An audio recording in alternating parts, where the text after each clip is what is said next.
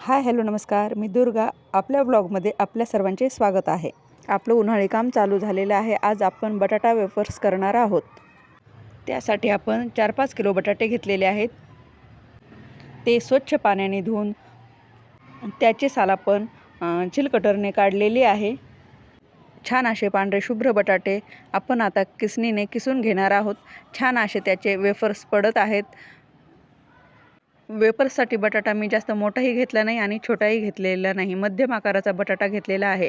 मोठा बटाटा घेतला तर तो जास्त किसणीमध्ये बसत नाही, त्यामुळे मी मध्यम आकाराचा बटाटा घेतला आहे. आपले आता सगळे चिप्स झालेले आहेत.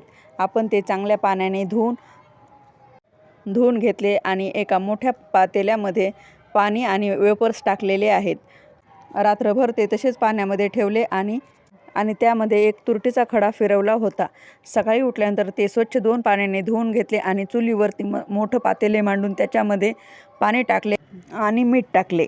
मस्त एक उकळी येईपर्यंत बटाटे वेफर्स आपण वाफळून घ्यायचे आहेत. छान असे आपले बटाटे वेफर्स वाफळलेले आहेत. मी हे सर्व काम गच्चीवरच केलेले आहे, चूल मांडून. मस्त असे गच्चीवरती छान माझं उन्हाळी काम चालू झालेलं आहे. वेफर्स मी मस्तपैकी वाफळून घेतलेले वाळत टाकले आहेत. छान असे आपले पांढरे शुभ्र वेफर्स मी तुम्हाला तळून दाखवत आहे. पहा किती छान असे वेफर्स आपले पांढरे शुभ्र झालेले आहेत. नक्की करून पहा. खूप साध्या आणि सोप्या पद्धतीने मी वेफर्स केलेले आहेत. खूप छान असे चविष्ट वेफर्स झाले आहेत. पहा, छान असा आपला बटाटा वेफर्स झालेला आहे. हाताला तेलसुद्धा लागत नाही. कुरकुरीत असे आपले वेफर्स तयार आहेत. त्याच्यावरती थोडंसं तिखट आणि मीठ टाकले की आपले वेफर्स छान असे चवदार लागतात.